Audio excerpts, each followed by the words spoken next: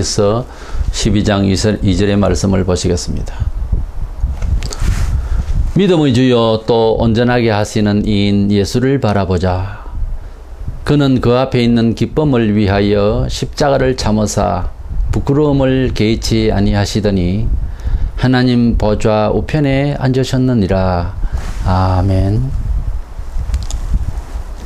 하나님의 백성, 그러니까 기독교 신자로서 살아가면서 힘이 들 때 우리는 십자가의 고난을 말합니다. 이래서 인내하면서 살아가면서 주님의 십자가를 생각하면서 인내를 다하여 신앙생활을 하게 됩니다.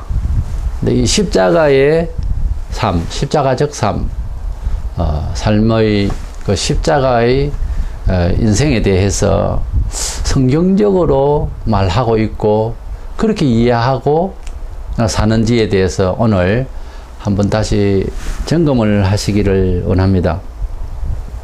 우리가 기독교인으로서 맹분이 기독교인이 되면 아무거나 다 십자가적 삶이라고 말해도 되는가 하는 겁니다. 그래서 십자가의 삶이라는 것이 과연 어떤 것이며 십자가의 삶은 그 내용의 궁극적인 목표가 무엇일까 하는 점에 대해서 확실하게 한번 짚고 넘어가야겠습니다. 그래서 십자가는 오늘 주제의 그 궁극적인 목표를 따라서 십자가는 반드시 승리한다 하는 주제로 말씀을 나누려고 합니다. 첫째, 우리가 십자가의 삶이 무엇인가? 우리가 흔히 들어서 그렇게 되뇌기도 하고 우리가 자진 그렇게 표현을 하기도 하는 이 십자가적인 삶, 십자가의 삶이 무엇인가 하는 겁니다. 이 십자가는 로고로서는 교회를 상징하지만 내용상으로서는 그리스도께서 우리 죄를 위해서 돌아가실 때에 그때 유대가 로마체에 있었는데 로마가 사형수에게 집행을 할 때에 십자가 나무 틀에 못 박아서 매달아서 그렇게 죽였습니다. 그런데 이 십자가 교회의 장소로 표시로 이렇게 예수님을 이제 구원의 표시로 또는 예수님을 표시로 기독교 표시로 이렇게 십자가를 사용을 하는데 십자가가 주는 그런 철학적인 의미를 분석을 한다면은 십자가 이렇게 되어 있잖아요. 하나님과 우리 사람 사이에 통로를 여신 예수님, 예수님이 하나님 아버지의 뜻대로 메시아 역할을 하셔서 속죄 제물로 돌아가 주시기 위해서 하나님과의 순종관계, 소통관계고요. 또 이 옆으로는 그럼으로써 그 일 때문에 사람과 사람 사이에 긍휼과 사랑과 용서와 구원의 역사를 이루신 거죠. 그러니까 하나님과의 순종과 사람과의 사랑이 합쳐진 것이 십자가가 주는, 그림이 주는 그 형틀로서 그림이 주는 철학적 의미가 실제로 그렇게 이루어지고 있는 모습이에요. 그래서 십자가는 그냥 열십자의 십자가라기보다 상당한 철학적 의미가 들어 있습니다. 그런데 우리가 고난을 받고 어려움을 받을 때에 누구나 겪는 인생의 고통 자체를 예수교인이라고 해서 들은 바가 있다고 해서 십자가적 고난이다. 불신자가 사는 것도 십자가적 고난이고 내가 그렇게 어려워져도 십자가의 고난이다. 이렇게 말할 수는 없어요. 왜냐하면 인생은 누구나 창세기 3장의 원죄로 인해서 누구나 그리고 그 이후로 원죄의 뿌리에 의해서 가르치지도 않았는데 사기를 놓고 기만하고 하는 이런 사회적, 윤리적 이런 범죄들이 우리 사람들이 모인 가운데서 탐심과 상대적인 이러한 여러 가지 삶의 투쟁 가운데서 죄를 짓게 되어 있어요. 여기 자범죄라고 스스로 짓는다고 해서 자범죄 혹은 본죄라고 그러죠. 그래서 원죄와 자범죄가 합쳐져서 온 지구촌은 옛날부터 죄가 끊이지 않고 아무도 완전하게 청결할 수가 없습니다. 어떤 지역을 개혁을 해서 완전 청결한 사회를 만들려고 하는 꿈꾸는 자체는 어려운 이야기입니다. 주제가.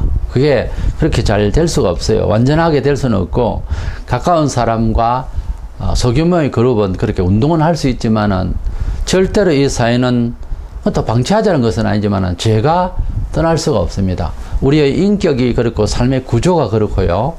무엇보다 배후에서 역사하는 사탄이 있는 한 사람이 완전한 그런 청결한 사회, 바른 사회가 도저히 그 정착을 할 수가 없는 게 지구촌의 삶인 것입니다.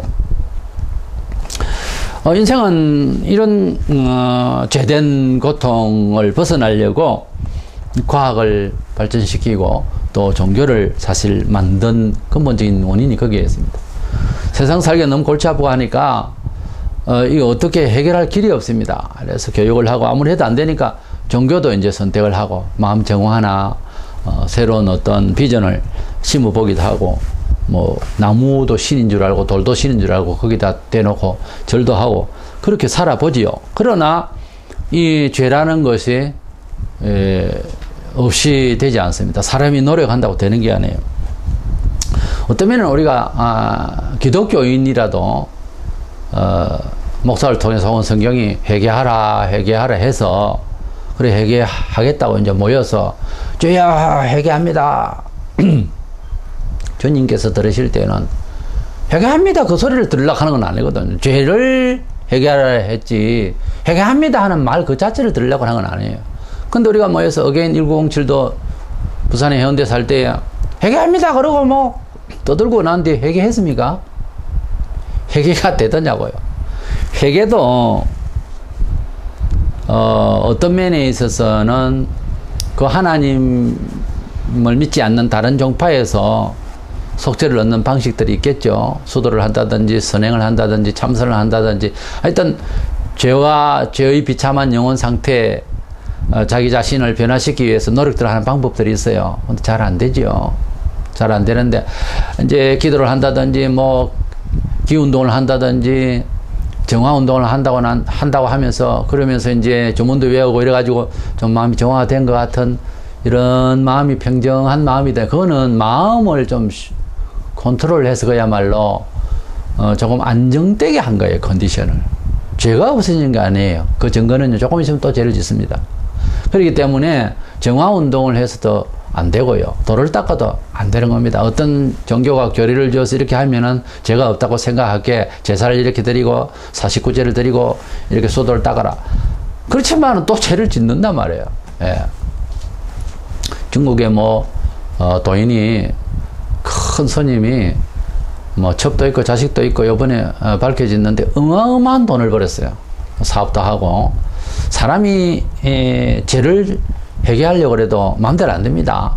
기독교는요 마찬가지예요. 지금 그래서 기독교인이 죄를 회개하려고 교회를 왔고 죄를 회개한답시고 금식을 하고 죄를 회개한답시고 산을 오르고 그래서 하나님을 만나겠다고 난리를 칩니다. 사실 우리가 하나님 앞에서 뭘 요구를 해야 되겠고 아무래도 그렇잖아요. 뭔가 움직임이 있어야 되고 운동이 있어야 되거든요. 자기 자신에게도 운동이 있어야 되고 공동체도 운동이 돼야 되겠고. 근데 가만히 생각을 해보세요.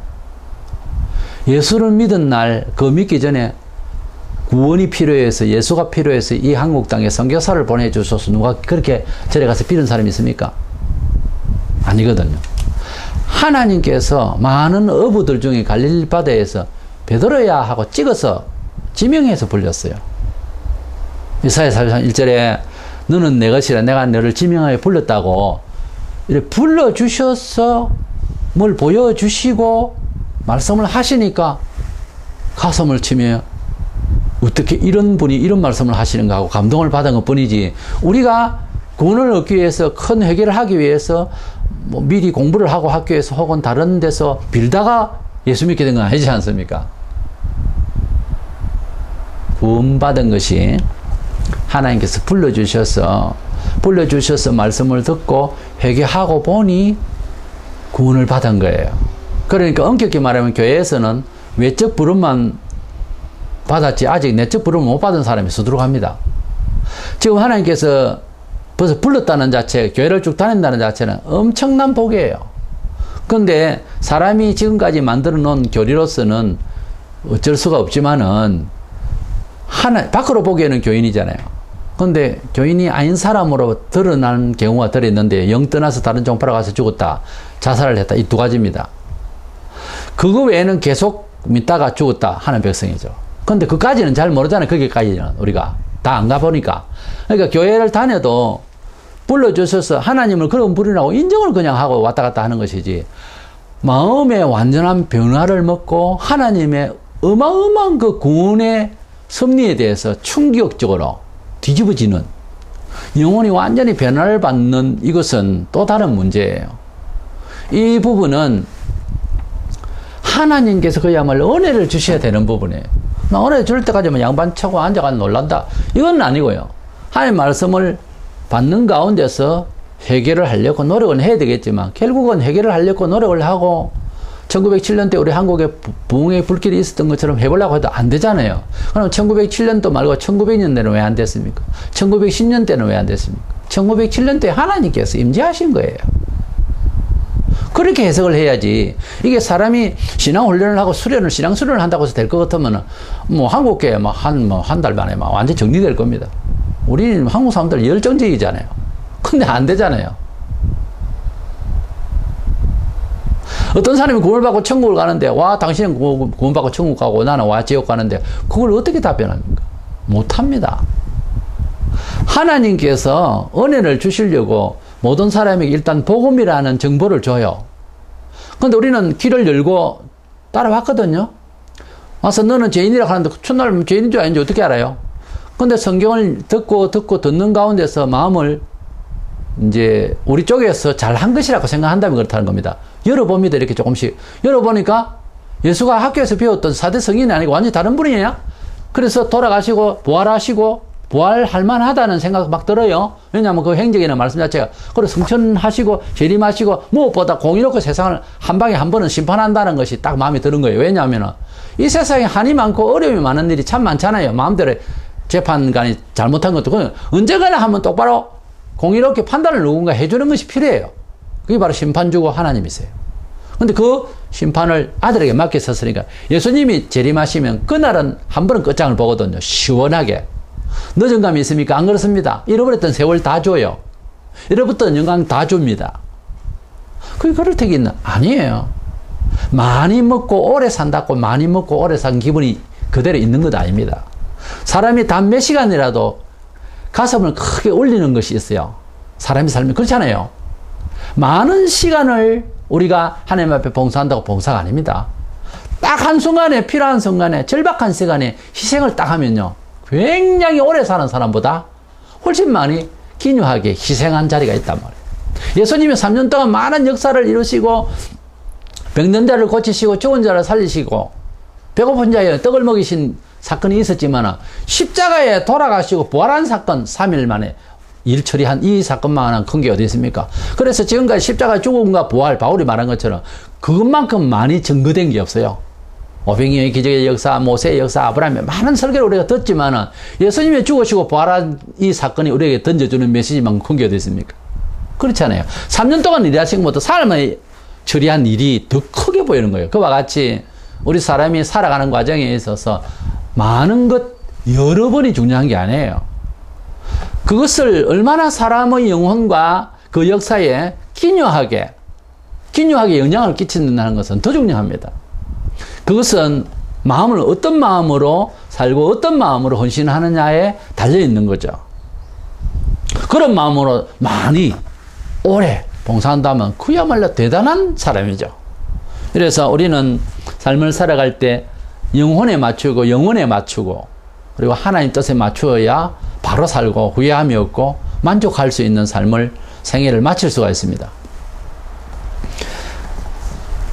우리가 이렇게 많은 노력을 하고 해도 창세기 3장에 있는 원죄 이후에 또 갖가지 죄 때문에 구조적으로 사회가 안 되는 데다가 종교를 가지고 해볼래 해도 안 돼요. 그게 잘 안 된다니까. 도로아미 타불이라고. 잘 안 돼요. 교회 안에는 죄가 하나도 없어지고 천사만 지키는 것 같은데 교회 안에 지금 죄가 넘치고 있잖아요. 그래 불신자들은 이것도 저것도 모르는 입문도 못한 입장에서 교회를 비난하죠. 교회의 원칙은 죄를 없이 하는 곳인 줄 알아요. 어디 들어가지고. 근데 뭐 죄가 많이 나는 그것도 뭐 별 신용 없다 이렇게 돼 있거든요.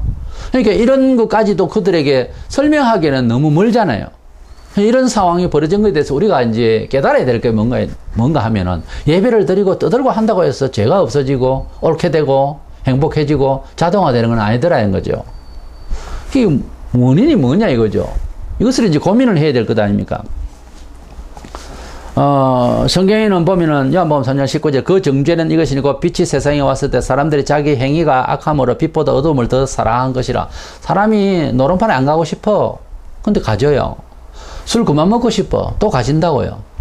사람이 원치 않는데 자꾸 가게 되는 것은 그 속에 그것을 당기는 것이 있기 때문에 그렇습니다. 지구촌의 모든 사람들이 종교를 가지고 심지어 예수교를 받아서 또 성령의 정말 번쩍거리는 그러한 지혜를 받기까지 하고 감동까지 받았네요. 근데 세상이 워낙 죄가 충만하고 또 우리가 근성이 워낙 탐심과 이기심이 있으니까 이게 새로 배운 것보다는 본래 있던 체질이 앞서 나가거든요. 말보다 주먹이 먼저 간다고. 그런 식이 되거든요. 지혜로운 것보다 화가 먼저 나잖아요. 사람이 대부분. 그래서 이것을 어떻게 조정해야 되겠느냐. 원치 않는데 죄를 짓는데 이것마저도 불이에요. 원래. 죄 안 지고 싶으면 딱 안 지고 하면 얼마나 좋겠어요. 근데 더 행위가 악해지고 자꾸 침륜에 빠지듯이 더 되는 거예요. 더 그런 거예요. 늪에 빠지듯이 더 몸부림치면 더 빠지는 거예요. 이런 현실, 이런 경험 가운데서 우리 사회와 우리 개인이 사실 살아가고 있거든요. 종교와 과학과 노력을 해도 안 돼요. 심지어 예수 안에 있다고 하는 이런 명분 안에서도 이게 안 되고 있는 게 사실이거든요.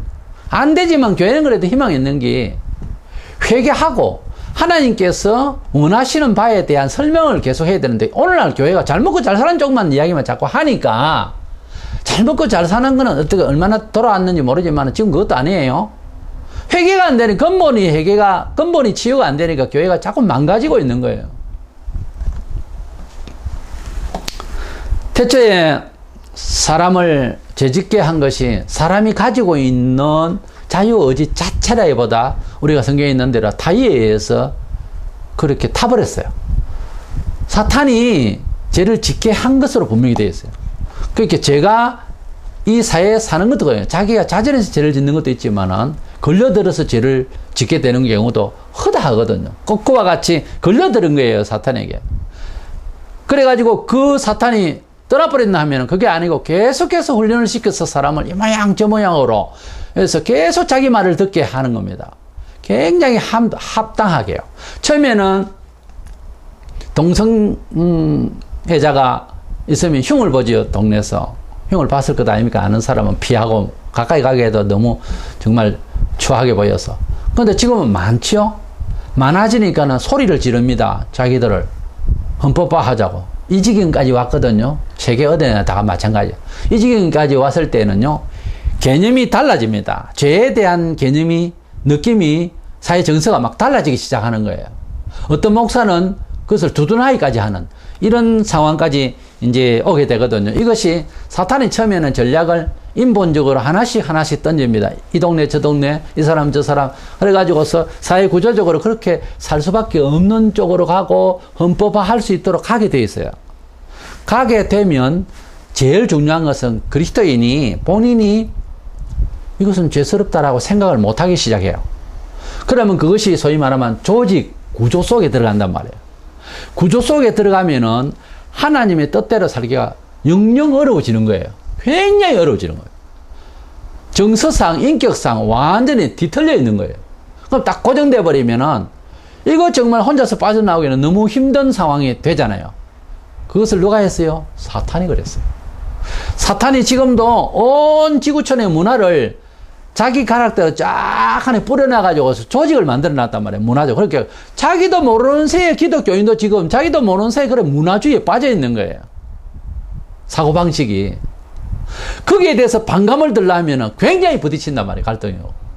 그것을 고민하는 예수였어요. 성을 바라보고 우시던 예수와 성 앞에서 장사를 하고 그렇게 재물을 팔고 있던 사람과의 같은 유대인으로서의 정서가 다르잖아요. 지금 이 시대가 마찬가지입니다. 이런 구조 속에서 이런 죄된 속에서 살고 있는지 안 있는지를 어디서부터 얼마만큼을 이해해야 되는지를 모른단 말이에요. 모르고 있을 것이다 라고 생각이라도 하고 있어야 됩니다. 그래야 지금 제 이야기가 지금 풀어나갈 수가 있어요. 십자가의 삶이 무엇인가 첫째 대지의 말씀 중에 있습니다. 에베소 2장 2절에 그때 너희는 그 가운데 행하여 이 세상 풍조를 따르고 온종일 것에 잡은 자를 따라서니고 지금 불순종의 아들들 가운데 역사하는 영이라. 우리가 그리스도 안으로 들어와서 구원을 받기 전에 우리의 영적인 우리의 정서상 처지가 어떤 처지였나 하면 또 애굽에서 종노릇하고 살다가 이스라엘 백성이 홍해를 건너서 광야를 지나서 가나안 땅으로 가게 되는 이런 출애굽하는 것과 같이 말하자면 우리가 이 세상에 살다가 예수를 믿게 되는 사람으로 이 세상을 살지만은 발을 딛고 살아야 되니까 살지만은 예수의 정신으로 산다고 하는 것은 사탄에게 우리가 빠져나온 것과 같은 그런 사탄의 지배력에 빠져나온 것과 같은 그런 상황이 빠져나온 거죠. 그런데 그 사탄이 어떻게 발목을 잡고 손목을 잡고 입술을 주장하고 눈을 주장하고 귀를 주장하고 뇌를 주장하고 창자를 주장하고 우리 액션을 주장했느냐 하는 것은 우리가 잘 모른단 말입니다. 영을 뜨고 보면은 저 짓거리들이 다 마귀가 하는구나 하는 것을 나중에 알죠. 우리가 그렇게 살았거든요. 그래서 이 사탄이 계속해서 그렇게 이 세상을 지금 계속 지배하고 있어요. 그 지배의 영역이 섞여 있거든요. 그 가운데서 우리가 지금 살고 있단 말이에요. 근데 우리는 긴장이 되는 수밖에 없는 게 우리는 발을 뺐잖아요. 그 자리에서. 뺐지만 근성이 있단 말이에요. 그럼 어떤 교인들은 그런 근성이 있는 존재인지 아닌지 천지도 모릅니다. 예수님 믿고 아멘 하면 완전히 된 줄 알았는데 참말이에요. 10%도 아직 안 돌아왔습니다. 처음에 예수 믿어 학습을 받고 세례를 받아도요. 금방 그렇게 온전해진 거 아니에요. 목사가 설교할 때 강조하고 싶을 때 주먹이 자꾸 나와서 물어보니까 권투 선수였더만요. 목사가 돼도 다 안 씻어지지 않는데 뭘요? 영혼의 근본 실체는 바뀌어서 하나님 자녀로 그 신분이 바뀐 거예요. 옥에서 30년 동안 살인하고 하다가 옥에서 특사로 풀려났다. 그 다음날 당장 깨끗한 사람 됩니까? 신분이 자유인일 뿐이지 근성은 아직 있다고요. 그러니 범죄 한 번 하면 별 2개 달고 3개 달고 계속 들으잖아요. 마찬가지입니다. 교인이 더 죄와 싸워야 돼요. 불신자보다. 죄와 싸우면 어려워지고 천국 갑니까? 그건 아니고요. 죄와 싸울 사람이라는 거지요. 죄와 싸운다고 언제 구원받습니까? 예? 죄와 싸운다고 구원받는 게 아니에요. 깨끗하고 착하면 구원받습니까? 아니거든요. 아니래요. 예수 믿고 난 뒤에 40일 금식하고 난 그 다음날도 죄 질 수 있는 게 사람입니다. 누가 깨끗하다 말입니까? 고요하고 깨끗하십니까? 속에 똥 차고 있는 거는 잊어먹고 있죠? 그때도 죽으면 썩는 줄 몰랐죠?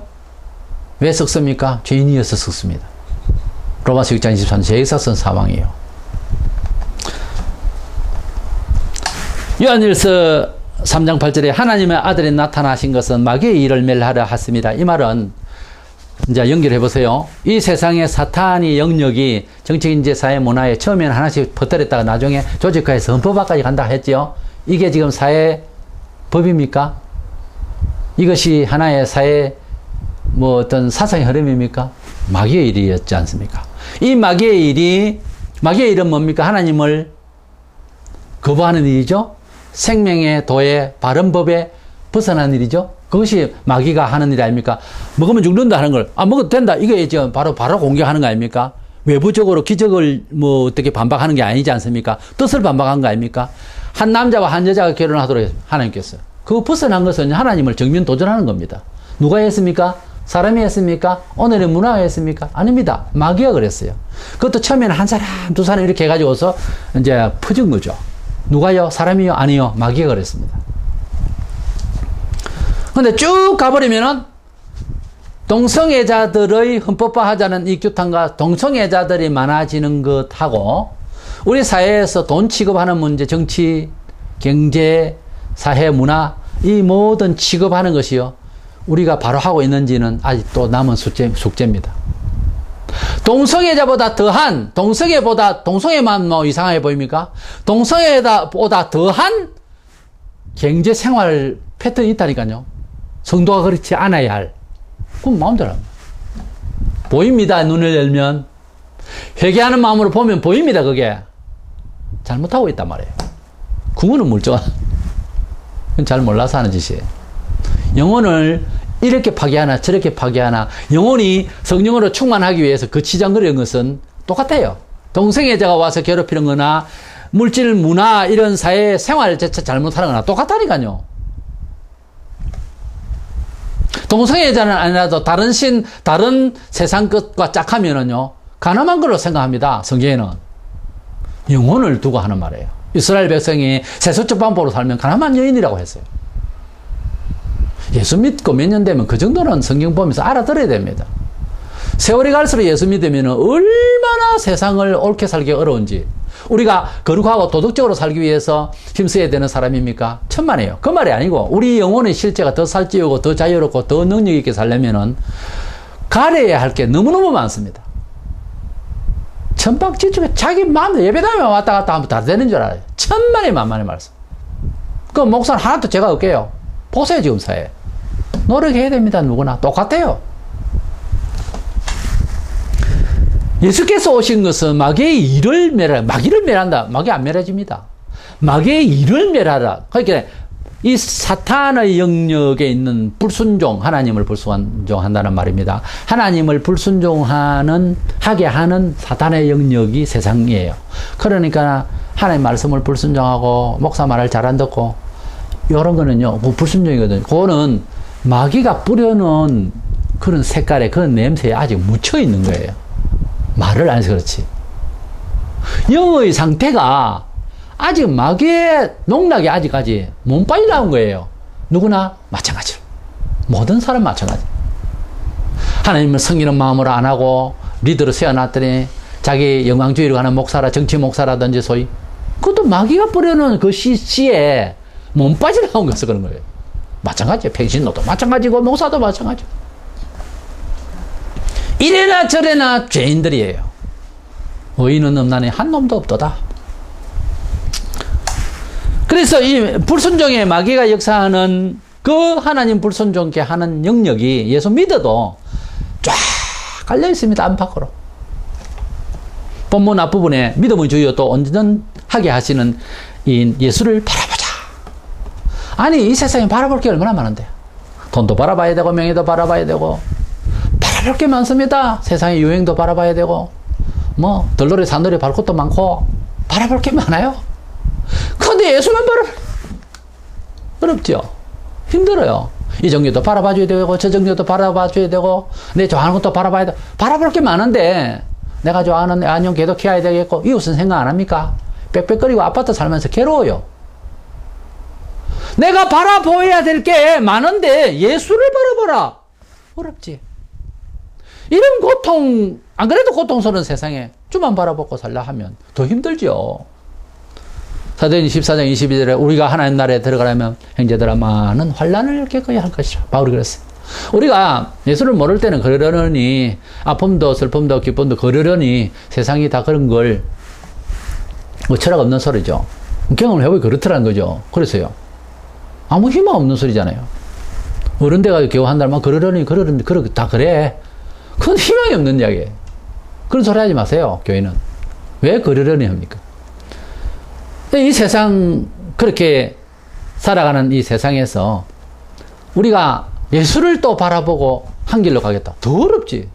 이러한 어려운 가운데서 살아가려면 환난을 더 겪어야 되는 거예요.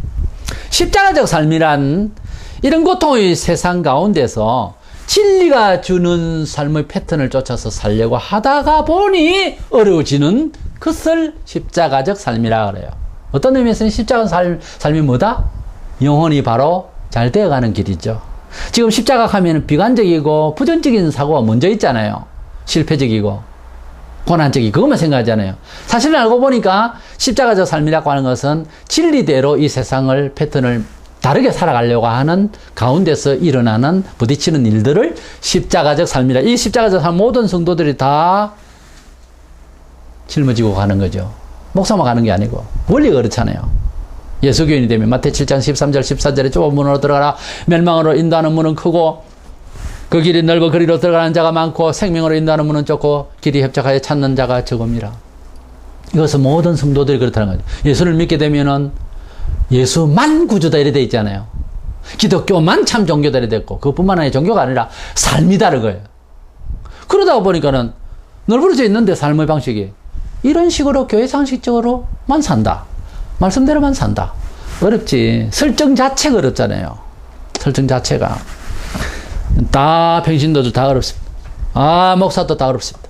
세상이 구조적으로 진리를 환영하지 않습니다. 때문에 주님을 따르면 고난을 받을 것을 여러 번 주님은 예고하셨습니다. 잠언 15장 20절에 사람들이 나를 핍박하여 선저 너희도 핍박을 터이요. 예수 믿으면은 평신도든 목사든 누구든 핍박을 받습니다. 예수를 믿은 지 10년이 됐는데 핍박이라는 건 한 번도 없었다. 당신 교인 아니요.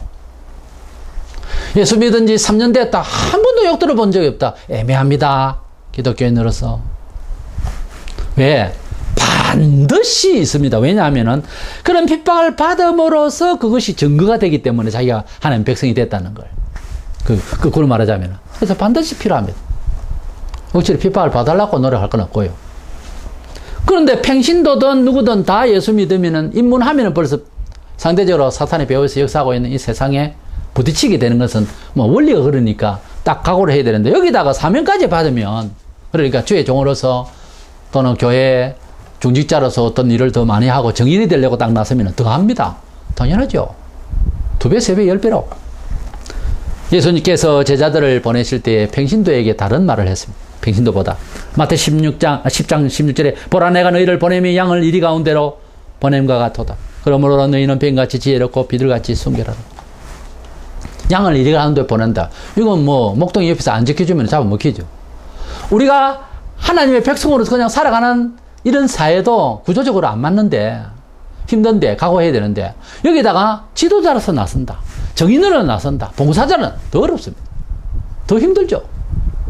누가복음 21장 12절 3절에 내 이름으로 말미암아 너희에게 손을 대어 박해하며 회당과 옥에 넘겨주며 임금들과 직검자들 앞에 끌려가리니 이 일이 도리어 너희에게 증거가 되리라. 우리가 핍박을 받고 끌려가고 힘들고 뺨 맞고 꾸지람을 당하고 눈을 헐킴을 당하고 이런 것들이 만약에 예수 믿기 때문에 예수 믿는다는 명분은 있지만은 자기가 게을르고 자기가 도둑질하고 자기가 잘못하고 욕 듣는다. 그거 십자가 아닙니다.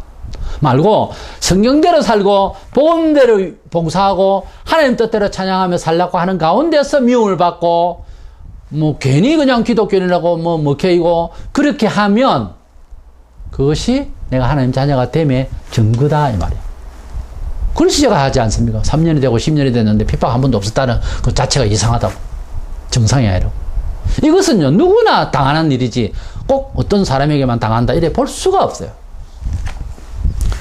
그래서 십자가적 삶에 대해서 이제 아셨죠? 십자가 삶은 그냥 창세기 3장 외에 신불신간에 이루어지는 이런 사회 구조적인 악의 그 어떤 비참함 속에서 고통 이것을 십자가를 하지 않습니다.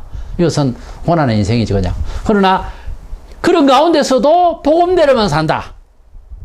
이 좋은 복음대로 살겠다고 좋아서 하는데도 부딪힐 일이지 않습니까? 일방적이니까. 유일무이한 것이 진리지 않습니까? 그래서 살아가려고 하면 평신도든 목사든 다 더 어려워지니 이것을 십자가적 삶이라 한다. 그러나 십자가적 삶은 고난이지만 그 갈로 열고 그 안에는 참 바르기 때문에 선택한 처세술이지 않습니까? 두 번째로 그러면 십자가의 삶을 그렇게 살 때 그 끝은 있는가? 있습니다. 반드시 승리합니다. 승리하지 않으면 그대는 십자가 삶이 아니고 다시 한번 해석을 해보고 돌아봐야 됩니다. 십자가적 삶을 살아서면 분명히 그 끝이 있어요. 십자가적 삶은 모델이 예수입니다. 잘 먹고 잘 살 수 있는 아버지 옆에 있었는데 세상에 우리를 구원하기 위해서 죄인 중에서도 흉악한 죄인으로 만들어버린 상황까지 갔어요. 그래서 예수님이 십자가에 흉악한 법이 죽는 처형을 받았어요. 이것이 십자가의 모델이죠. 아니, 십자가 어디서 나왔습니까? 예수님 돌아가신 건, 십자가 하면 예수 아닙니까? 한마디로, 로고가. 그러면 예수님이 십자가에 돌아가신 그 예수님의 마지막 그 인생, 지상의 육신으로서의 마지막 인생 그 삶 자체가 십자가 모델이잖아요. 그런데 그 십자가를 지신 예수님 뭐였어요? 사흘 만에? 2박 3일 만에 부활을 하셨잖아요. 십자가만 이야기하면 고상하고 끝나는 거지만 십자가의 삶을 앞에 내가 말씀드렸지만 그 끝이 두 번째로 부활을 할 수 있는 승리가 있었잖아요. 승리를 왜 이야기하지 않냐고 생각하지 않냐고 자기 인생을 이야기하고 수레하고 괴로워하며 십자가 눈물 찔찔 흘리고 그것만 이야기합니다. 승리가 있어야 될 것 아닙니까? 예수님은 십자가를 지실 때에 단순히 고상하게 백성을 위해서 나는 죽는다 그렇게만 돌아가신 건 아닙니다. 그건 그대가 생각하는 생각이고 성경을 보면 그렇게 안 되어 있어요. 예수님은 십자가로 돌아가실 때에 아버지께서 희생자로 이 세상 보내셨다는 걸 자신이 알고 오셨어요. 분명히 말씀을 하고 있었고. 그런데 주님께서 죽는다라고 비참하게 돌아가시는 것을 알면서 제자들에 말씀하시면서 항상 플러스로 뭘 말씀하셨냐면 내가 다시 삶을 부활한다라고 했거든요. 그러니까 성도가 무슨 주를 위해서 주님을 따라가면서 장사를 하든지 무슨 계획을 할 때 내가 어렵지만 반드시 승리한다 이 말을 할 수 있어야 되는 거 그걸 믿음이라고 그래요. 그렇지만 하나님 뜻이면 죽으나 사나 주의 것인데 이래 살아가는 거지 뭐. 이거는 완전한 믿음이 아니올시다. 우리 한국 사람들의 수도 닦는 고상함의 유학적 불교적 사상이 아직도 흐르고 있어요. 그게 아니거든요. 본문이 예수를 바라보자. 어떤 예수를 바라보고? 그는 예수님은 그 앞에 있는 십자가 지기 전에 앞에 일어날 일 이 말이에요. 그 앞에 있는 기쁨을 위하여 무슨 기쁨? 부활할 기쁨을 위하여 십자가를 참으사 부끄러움을 개의치 아니하셨더니 하나님 보좌 우편에 앉으셨느니라. 예수님께서 십자가를 지시는 것은 아셨단 말이에요.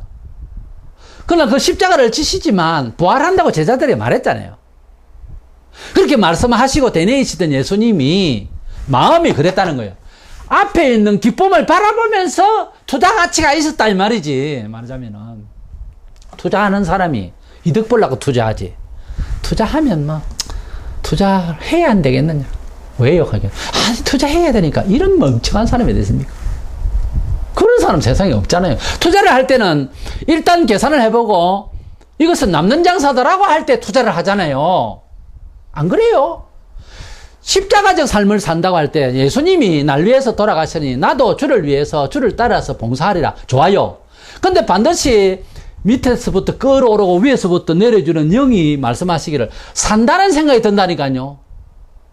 하나님을 믿고 하나님을 순종하는 아브라함도 아들을 바치라 할 때에 재물을 바치지만은 죽은 자 가운데서도 살리시는 하나님을 믿었다는 이 아이러니한 생각 자체가 우리에게 있어야 된다니까.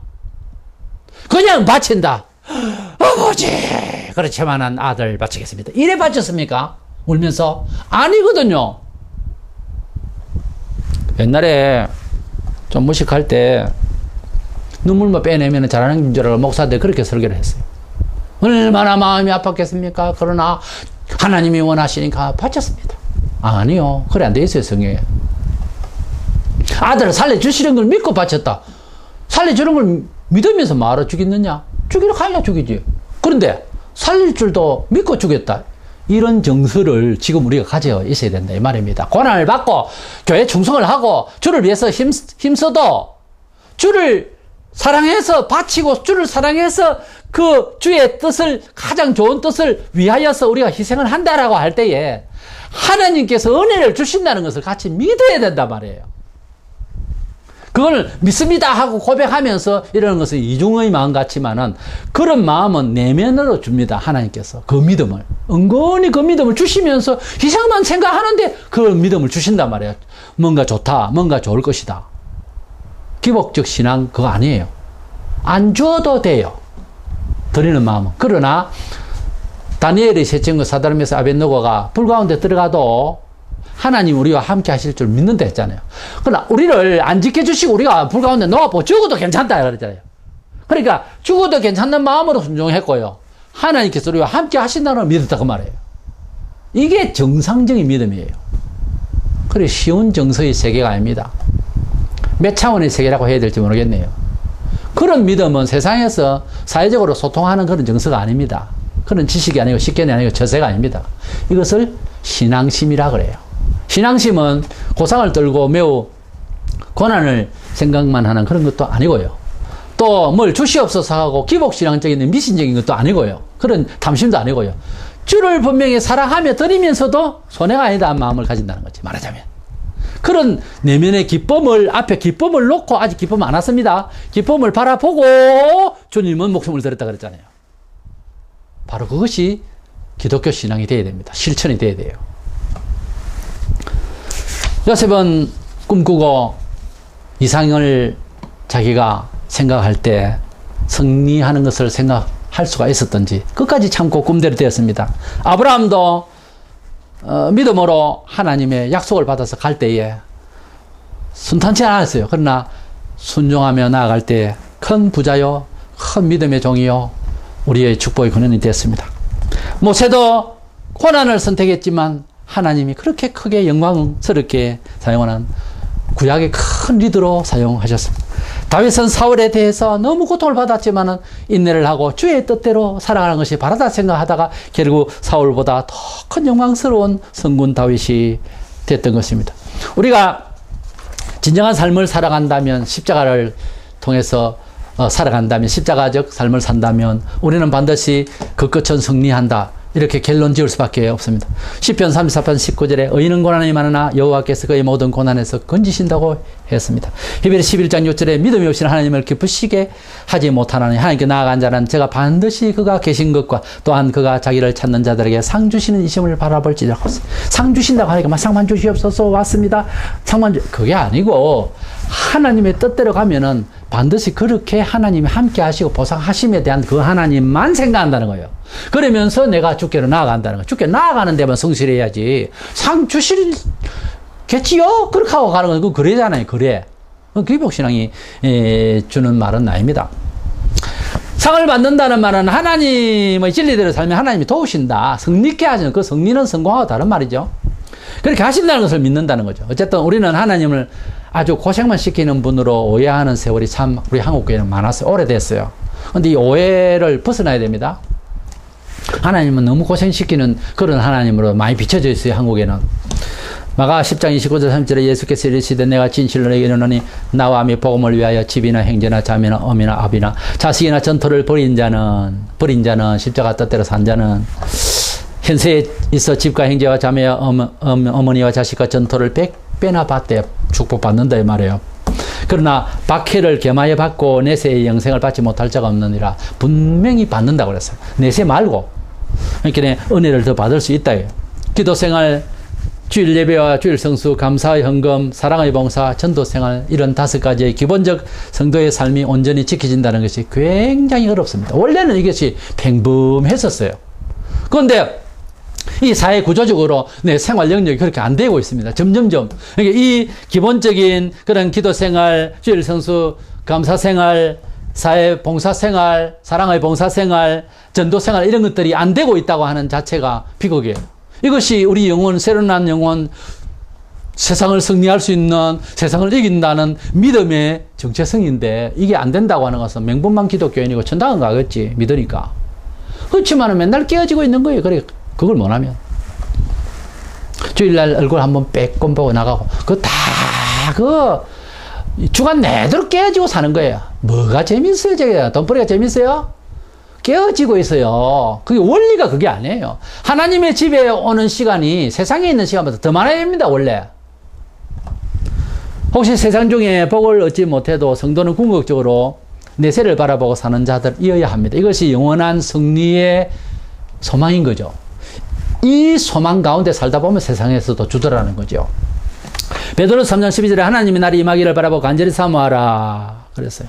이번에 11장 35절에 또 어떤 이들은 더 좋은 부활을 얻고자 하여 심한 고문을 받되 구차히 풀려나기를 원하지 아니하였으며 고린도서 15장 40절 41절에 그 영광들이 다 다르게 될 그날을 바라보면서 소망을 끊이지 않았더라. 우리가 세상을 살면서 예수 믿으면서 통계적으로 보면 거의 다 잘 돼요. 다른 종교보다. 역사적으로 해요. 그리고 지금 선진국 중에서 90% 이상이 기독교라고 하는 사실, 이것이 통계적으로 나오잖아요. 우리는 그것을 원해서 그런 건 아닙니다. 하나님의 승리를, 하나님의 영광을 바라보면서 나 자신을, 인간의 실존에 대해서 그 존귀한 인간의 근본을 알고 보니까 하나님 나라도 이제 깨닫게 되다 보니까 갈 날을 기다리다 보니까 너무 좋은 거예요. 그래서 하나님 뜻대로 산다 이 말이에요. 살다 보니 어렵단 말이에요. 그 고난의 십자가적 고난, 삶입니다. 그러나 하나님 뜻대로 살려고 다니엘의 새 친구처럼 하나님 함께 하시지만 죽어도 나는 하나님 뜻대로 살겠다고 하는, 내 영혼을 위해서라도 살겠다고 하는 뜻대로 갔는데 그들이 살았다서 우리가 더 잘 살 수밖에 없는 지경까지 가는 겁니다. 혹시 주의 뜻대로 살다가 순교하고, 혹시 주의 뜻대로 살다가 어려움이 오더라도, 어려움은 끝나버리면 나 그 사람 오해하고 싶어요. 그래 안 됩니다. 주의 뜻대로 살면은 주의 뜻대로 살은 만큼 고난이 왔고 고난만큼 정비를 합니다. 복을 주세요. 분명히. 오늘도 여전히 세상은 고통이 심화되고 있습니다. 이 지구촌의 현장에서 진리를 따라 복음을 또한 정언하면서 살아간다는 것은 더 어렵습니다. 그러나 주님께서 아버지 뜻대로 사시고 죽으실 때에도 그 앞에 있는 기쁨을 위하여 십자가를 참으셨다고 했습니다. 우리가 주의 뜻대로 살 때에 우리가 설정된 것이 진리대로 산다는 것이 힘듭니다. 그러나 우리가 앞에 있는 기쁨, 회복, 은총, 부요, 축복이 앞에 있다고 하는 차원에서 그런 비전 감각으로 고난을 잘 견뎌나갈 수 있는 믿음이 되어야 됩니다. 그래야 믿음이 낙심하지 않는다고 말이에요. 예수를 믿다가 자살했다. 그 구원받은 사람 아니에요, 본래부터. 원래 예수를 믿으면서 다 어려워요. 어려운 데다가 더 어렵다니까. 어렵지만은 생명의 영을 받은, 생명을 구원하신 예수님을 만난 사람은 그것을 넘어설 수 있어요. 넘어서는 의지가 아니에요. 넘어서게 하시는 은혜가 계속 지속된다니까요. 끝까지 지킨다. 그걸 성도의 견인이라고 그래요. 칼빈주의에서. 5대 교리 중에서. 중요한 교리 중에. 성도를 견인한단 말이에요. 우리가 언제 하나님께서 안 불러주셨는데 애를 쓰다가 교회 나왔습니까? 아니지 않습니까? 끝에도 마찬가지. 시작하신 분도 하나님이시고 원을 이루실 분도 하나님이시라고. 우리는 그렇게 믿고 고백할 수 있고 그런 믿음을 가지도록 해야 되는 거예요. 십자가는 제목을 다시 되뇌어 봅니다. 십자가의 삶은 결국 승리한다. 맞잖아요. 그래서 제가 이 주제를 십자가의 삶은 승리한다. 십자가의 삶은 고상하다. 십자가의 삶은 하나님 뜻이다. 십자가의 삶은 가장 영생의 가치가 있다. 십자가의 삶은 가장 위대하다. 이런 표현들을 할 수 있지만 승리하는 거죠. 십자가는 부정적인 차원에서만 아닙니다. 십자가는 당연시 살아야 되는 현장이고요. 그 현장의 그 끝에는 반드시 부요와 승리와 만족과 은혜와 축복과 기적이 있는 겁니다. 이것을 부인하면 안 된다니까요. 그래서 십자가의 삶은 이해해야 됩니다. 우리 정체성이 그렇게 세상을 만났어요. 우리 스스로 다 개인들이 다 알아요. 그러나 그 끝은 반드시 승리하니까 평생 개골개골 한다. 정말로 평생 막 그냥 힘들다. 좀 아니거든요. 정상적인 십자가의 삶은 그렇지 않아요. 정상적인 십자가의 삶은 뼈 아프고 정말 빼놓듯이 위급한 상황도 오고 힘든 상황도 오지만 반드시 기쁨이 놓여져 있어요. 오게 되어 있습니다. 위로하시는 하나님, 건지시는 하나님을 또 체험해야 됩니다. 그래야 뭐 전도를 할 때 증거를 하죠. 뭘 증거할까요, 그럼? 예수님의 죽으심만 증거할까요? 우리를 위해서 돌아가신 고상한 것만 증거할까요? 부활하신 걸 증거하잖아요. 영생을 위해서 예수님이 이 세상에 왔다. 요한복음 6장 40절에. 영생이 없이, 승리가 없이, 축복이 없이, 기적이 없이, 열매가 없이 무슨 이야기를 합니까? 기독교는 열매의 종교입니다. 기독교는 생명의 종교라고 하잖아요. 그러므로 우리의 고난의 십자가의 삶은 피할 것도 싸울 것도 짜증낼 것도 아니고 우리의 정체성이에요. 우리가 그런 사람이에요. 세상을 이미 그렇게 탁 돌아와서 살라 하니까 그렇게밖에 안 돼요. 이 세상이 구조적으로. 마귀는 자꾸만 구조적으로 악화해가고 동성애에 대해서 헌법화해가고 난리잖아요 지금. 때문에 우리는 도전의식을 가져야 되겠지만 승리한다. 아픔에 놓여있는 기쁨을 바라보고 십자가를 지신 예수님, 결국은 하나님 우편에 서신 예수님을 우리도 담자고 말해요. 십자가의 삶은 모두는 예수잖아요. 예수님처럼 죽으시고 예수님처럼 살자고 말해요. 십자가의 삶은 결코 부정적인 처세가 아니라는 거 깨달으시고 승리를 부르짖으면서 주님을 잘 섬기는 저와 여러분 되시기를 축원합니다.